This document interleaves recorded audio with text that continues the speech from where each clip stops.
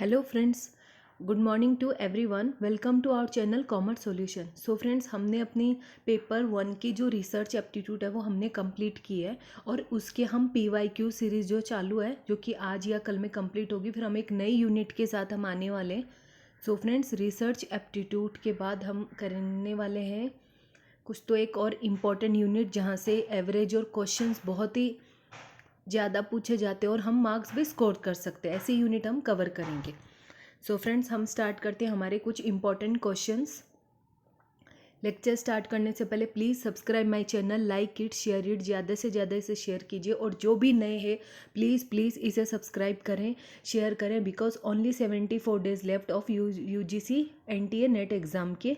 सो हमें अच्छी तरह तैयारी करनी है और हमें क्रैक करके दिखाना है JRF UGC net exam. So friends, subscribe my channel, ज़्यादा से ज़्यादा लाइक करें, शेयर करें, because sharing is caring. Important questions हम आज करने वाले हैं जून 2015 के। यस्टरडे हमने किए थे 5 क्वेश्चंस 2015 जनवरी के, तो आज हम दिसंबर के किए थे, तो आज हम 2015 के करेंगे। तो आज का हमारा फर्स्ट क्वेश्चन कौन सा है? Which of the following statements regarding the meaning of research are correct? इनमें से क्या पूछा जा रहा है कि कौन सा स्टेटमेंट रिगार्डिंग जो मीनिंग ऑफ रिसर्च के लिए करेक्ट है। मतलब रिसर्च है क्या, यहाँ पे हमसे क्या पूछा जा रहा है? Meaning of research.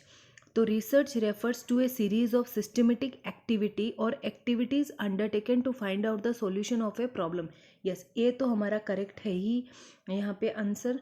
तो ए करेक्ट है क्योंकि ये एक सिस्टमेटिक एक्टिविटी है। तो रिसर्च क्या होती है? एक सिस्टमेटिक एक्टिविटी है, तो हमारा ए करेक्ट है। It is a systematic, logical and unbased process wherein verification of hypothesis data analysis. B भी हमारा करेक्ट है, जहाँ पर इंटरप्रिटेशन करते हैं, डाटा को एनालिसिस करते हैं, फॉर्मेशन ऑफ प्रिंसिपल्स भी करते हैं। फिर थर्ड वन क्या है?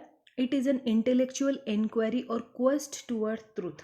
तो ये भी हमारा करेक्ट है। It leads to enhancement of knowledge. Yes, तो यहाँ पे ये सारे ही करेक्ट है, ABCD। तो हमारा डी क्या होगा? करेक्ट आंसर होगा। और डी यहाँ पे, क्योंकि सारे ऑप्शंस हमारे करेक्ट और सब मीनिंग्स रिलेटेड है हमारे रिसर्च के साथ। सेकेंड क्वेश्चन क्या बोल रहा है? A good thesis writing should involve, एक अच्छी गुड थेसिस। तो आप ये चीज़ देखो, बार बार थेसिस राइटिंग से क्वेश्चंस आ रहे हैं, तो ये वो एक टॉपिक है जहाँ से क्वेश्चंस 2 नंबर आपके पक्के हैं। तो good thesis writing should involve, क्या इन्वॉल्व करता है? Reduction of punctuation and grammatical errors to a minimum, या careful checking of references, consistency in the way of thesis in writing, clear and related. I यहाँ पे ये सारे ही answer जो सारे ही है ना, ये मैच खा रहे, क्योंकि एक गुड थेसिस राइटिंग कैसी होती है? Reduction of punctuation. एंड क्यों रिडक्शन होता है? क्योंकि कुछ ग्रामेटिकल मिस्टेक्स ना हो, फिर उसके केयरफुली चेकिंग ऑफ रेफरेंसेस के, कंसिस्टेंसी होनी चाहिए, clear and well written abstract होना चाहिए। तो हमारा ABCD ये सारे ही ऑप्शन हमारे करेक्ट है। तो गुड थेसिस राइटिंग में सारे ऑप्शन करेक्ट है, तो A is the correct answer. Third question क्या पूछ रहा है? Gene Piaget gave a theory of cognitive development of humans on the basis of his. ये जेन पियागेट ने क्या पूछा? ये पियागेट वाली थ्योरी है कि गेव थ्योरी ऑफ कॉग्निटिव मतलब कॉग्निटिव, हमने क्या समझाया था टीचिंग एप्टीट्यूड में? कॉग्निटिव डेवलपमेंट मतलब when we think from our mind, जब हम अपने दिमाग से सोचते हैं तो क्या बोलते हैं उसे? Cognitive development of humans on the basis of fundamental research, applied research, या एक्शन, या evolution.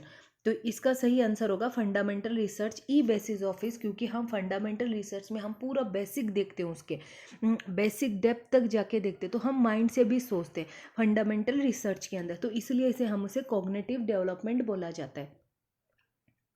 Fourth question, male and female students perform equally well in a numerical aptitude test, this statements indicates a research hypothesis. देखो यहाँ पे क्या पूछ रहा है? Mail और फीमेल स्टूडेंट्स हैं जो इक्वली परफॉर्म कर रहे हैं कोई न्यूमेरिकल एप्टीट्यूड टेस्ट में, तो ये स्टूडेंट में इंडिकेट्स कर रहा है ए रिसर्च हाइपोथेसिस। किसको? नल हाइपोथेसिस, डायरेक्शनल, ये स्टैटिस्टिकल। ये होगा हमारा डायरेक्शनल हाइपोथेसिस, क्योंकि ये स्टेटमेंट किसको इंडिकेट कर रहा है? ए रिसर्च हाइपोथेसिस। तो ये होगा हमारा नल हाइपोथेसिस, डायरेक्शनल नहीं होगा क्योंकि नल हाइपोथेसिस होगा। यस्टरडे भी हमने किया था कि जब रिसर्च हाइपोथेसिस की बात होती है तो हम एक को रिजेक्ट करते, टाइप 1 और टाइप 2 एरर। तो नल हाइपोथेसिस हमारा B is the correct answer. जो नल है वो करेक्ट आंसर होगा यहाँ पे। नल हाइपोथेसिस को हम, ये स्टेटमेंट किसको इंडिकेट करेगा? नल हाइपोथेसिस को, क्योंकि वो न्यूमेरिकल एप्टीट्यूड टेस्ट उनको इक्वली परफॉर्म कर रहे। फिफ्थ का क्या है? The conclusion findings of which type of research can not be generalize to other situations. यहाँ पे क्या पूछा जा रहा है? जो कंक्लूजन है या फाइंडिंग कौन से टाइप के रिसर्च है, can not be generalize to other situation, किसी और सिचुएशन को हम जनरलाइज नहीं कर सकते। तो हिस्टोरिकल, डिस्क्रिप्टिव, एक्सपेरिमेंटल या कैजुअल कॉम्परेटिव रिसर्च। तो हमें यहाँ पे क्वेश्चन को कौन से टाइप के research can not be generalize, जो दूसरे सिचुएशन में नहीं कर सकते, वो हो गई हमारी एक्सपेरिमेंटल रिसर्च, जिसको हम दूसरे सिचुएशन में नहीं जनरलाइज कर सकते। That is our experimental research, क्योंकि एक्सपेरिमेंटल में 2 वेरिएबल्स होते हैं, इंडिपेंडेंट एंड डिपेंडेंट वेरिएबल, और यहाँ पे कॉज एंड इफेक्ट को देखा जाता है, मेजर किया जाता है। सिक्स्थ क्वेश्चन क्या पूछ रहा है? Which of the following steps are required to design a questionnaire. कौन से स्टेप्स है जो हमें ज़रूरी है क्वेश्चनरी डिज़ाइन करने के लिए? तो prepare a draft questionnaire, revision of draft, या writing primary and secondary aims of the study. तो यहाँ पे review of the current literature, prepare a draft. यहाँ पे हमें सीक्वेंस में क्वेश्चन पूछा है कि स्टेप्स पूछे are required to design a questionnaire. जब हम क्वेश्चनरी डिज़ाइन कर रहे होते हैं तो हमें उसमें क्या करना चाहिए? सबसे पहले जब हम किसी को क्वेश्चंस पूछने जा रहे, when we are going to survey, जब हम क्वेश्चंस के द्वारा किसी चीज़ का इन्वेस्टिगेट करते हैं तो सबसे पहले हम क्या करते हैं? प्राइमरी और secondary aims of the study को लेते हैं, राइटिंग करते हैं। फिर तो यहाँ पे ए है तो बी में भी है, तो ये सी तो एलिमिनेशन मेथड से हो जाएगा, और डी भी। तो review of the current literature भी होना है। फिर C, prepare a draft of questionnaire, yes, revision of the draft. तो यहाँ पे ये A B C D, D is the correct answer होगा, ए नहीं होगा, क्योंकि रिवीजन मतलब ये हमें सब प्रिपेयर ही करने पड़ते हैं, राइट। प्राइमरी भी होता है, review of the current literature होता है, उसके बाद हम एक ड्राफ्ट तैयार करते हैं, फिर उसको हम रिवाइज करते हैं कि कुछ प्रॉब्लम्स तो नहीं होगा। तो इसका करेक्ट आंसर है अपना D, A B C D is the correct answer, D is the correct answer होगा। यहाँ पे बी दिया हुआ है बट बी नहीं है, A see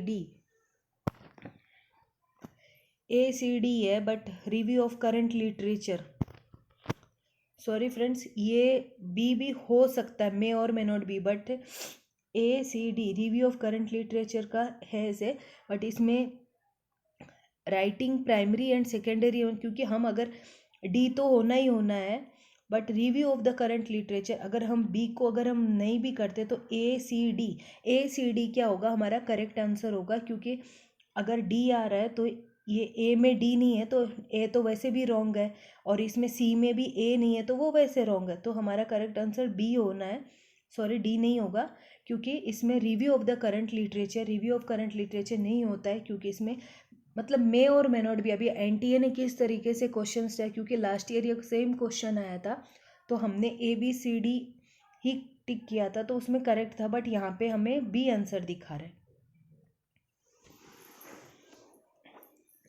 when the purpose, 7th question हमें क्या पूछ रहा है? When the purpose of a definition is to explain the use और to eliminate ambiguity, the definition is called. यहाँ पे क्या पूछा? ये देखो, रिसर्च की जो डेफिनेशंस है वहाँ से हमेशा 2 नंबर आते हैं। हर शिफ्ट में कोई ना कोई शिफ्ट में क्वेश्चंस पूछा भी जाता है कि व्हेन द जो पर्पस है ना, कि यहाँ पे क्या, ये एक डेफिनेशन है कि when the purpose of a definition, अगर उसका क्या है? एक्सप्लेन द यूज और एलिमिनेट एम्बिग्यूटी, द डेफिनेशन, उस डेफिनेशन को हम क्या बोलते हैं? थ्योरेटिकल।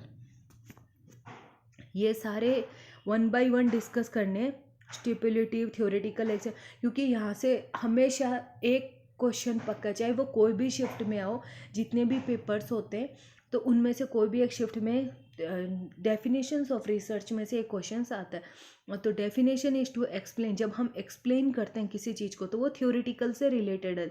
तो यहाँ पे कीवर्ड एक्सप्लेन है, टू यूज़ और एलिमिनेट एम्बिग्यूटी, तो दैट इज़ आवर थ्योरेटिकल। तो ये हमारा करेक्ट आंसर होगा थ्योरेटिकल। आज हमने 7 क्वेश्चन किए हैं जून 2015 के। तो बस आज हम इतने ही करने वाले हैं, बाकी के जो क्वेश्चन हैं हम कल करने वाले हैं। सो फ्रेंड्स, आज के लिए बस इतना ही। अगर कोई क्वेरीज हो तो then please write in the comment box, और इसे ज़्यादा से ज़्यादा सब्सक्राइब करें, लाइक करें, शेयर करें, because sharing is caring. Thank you, bye bye.